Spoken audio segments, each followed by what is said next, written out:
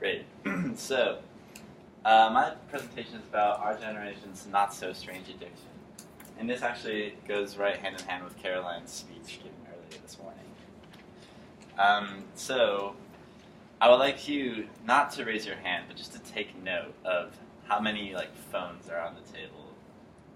And this might make you feel a bit guilty, but now the more and more it's happening, the more accepted it's becoming. So this scene is familiar to most of us. So, in this social scene, you have a bunch of friends using their phones.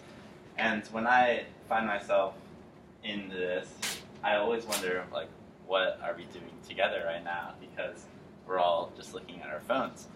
And so our generation has this problem of being attached to our phone, almost to the point where it's becoming part of our body.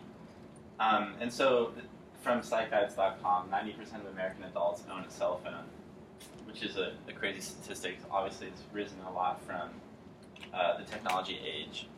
And so I want to talk about, in this presentation, the social implications of cell phones in daily life, the physical harmful effects they could have, and the possible effects they could have over a long period of time, from an evolutionary standpoint, and how we can combat all of this.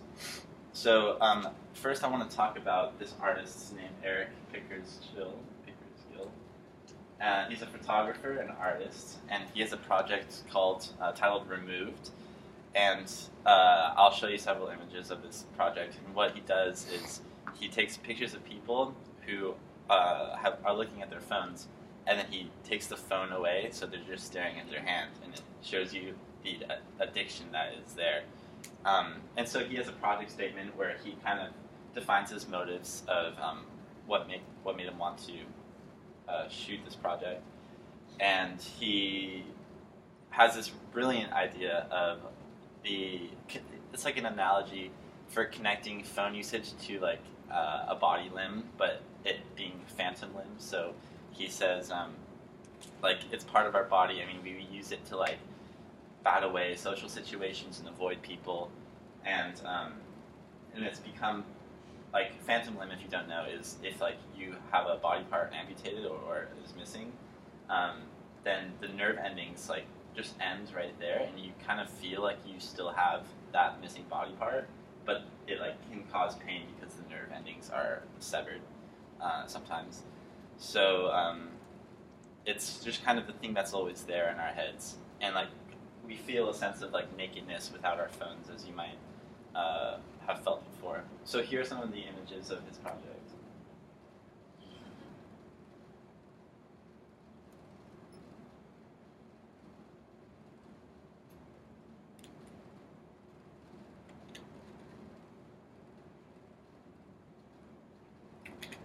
So as you can see, a lot of this takes away from family time, even personal safety while using it in the car, which is just insane. Well, if you're looking at your hand without the phone there while driving, but that's really what's happening.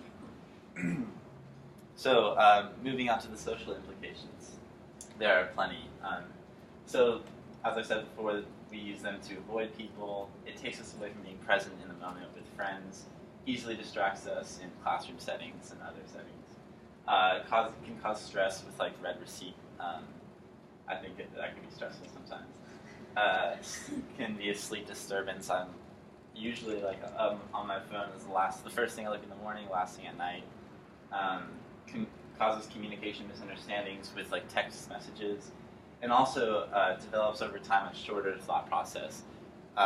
So for this shorter thought process, you might be oh, what does that mean? And I like to think of it like this. So I imagine a faucet of knowledge, and when you turn on the water, you can either get a clear stream that's just streaming down, and that's continuous thought, and uninterrupted thought. And but if the faucet drips and is leaky, then you can only do things in short bursts, and speaking might be hard, and that's what kind of texting does for us, because we don't really have in real life long conversations or extended periods of time of talking.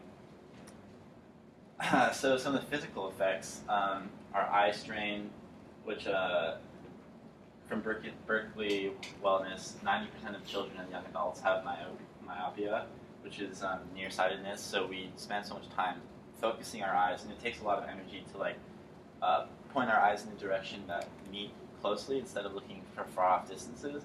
And this can have many long-term effects, as well as just making your eyes strained. Neck problems, increased illness. I find this fact kind of repulsive.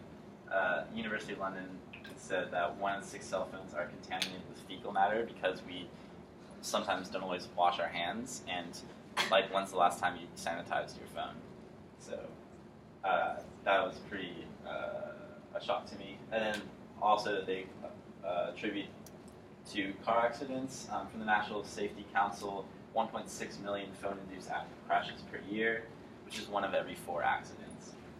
And also there are radio waves that are emitted, and these can reduce sperm count in males and also possibly cause cancer. There's refuting evidence on this because it's not really known yet, as phones are new. But with the newer phones, they have lower operating power levels, which the radio frequencies are lesser than what they used to be, which is good. And so this is kind of a personal thought.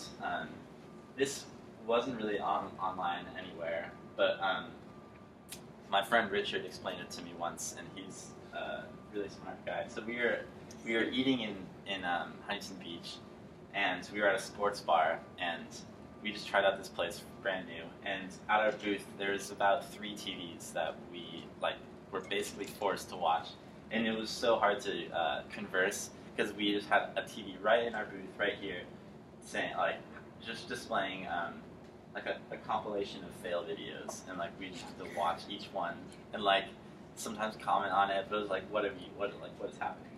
So this the information overload is huge with our generation. I think it's our #1 struggle. So never before have so much information been available and basically forced upon us. So this has caused us to kind of begin to shut down, and a lot of people just are I don't care. They have so much information going into them that they kind of shut down, which is information overload. And there's another definition of it as being there's too much information to make a rational decision, which is interesting. So, and then also the need to have information in your brain already has dwindled because we rely on the facts that we can look it up later, which is just a detrimental way of thinking. And it makes us become dependent on the internet, which can be problematic for the future. So the potential long-term effects. So with looking at this close-up object all the time, it could make us lose the ability to see far. It could change potential physical features of our body from a lack of exercise, and could affect our intelligence. Could be positively or negatively. And these are just hypotheses. But I believe that every little tiny thing that our species does has a way that will change us in the future. And so the ways to combat phone addiction.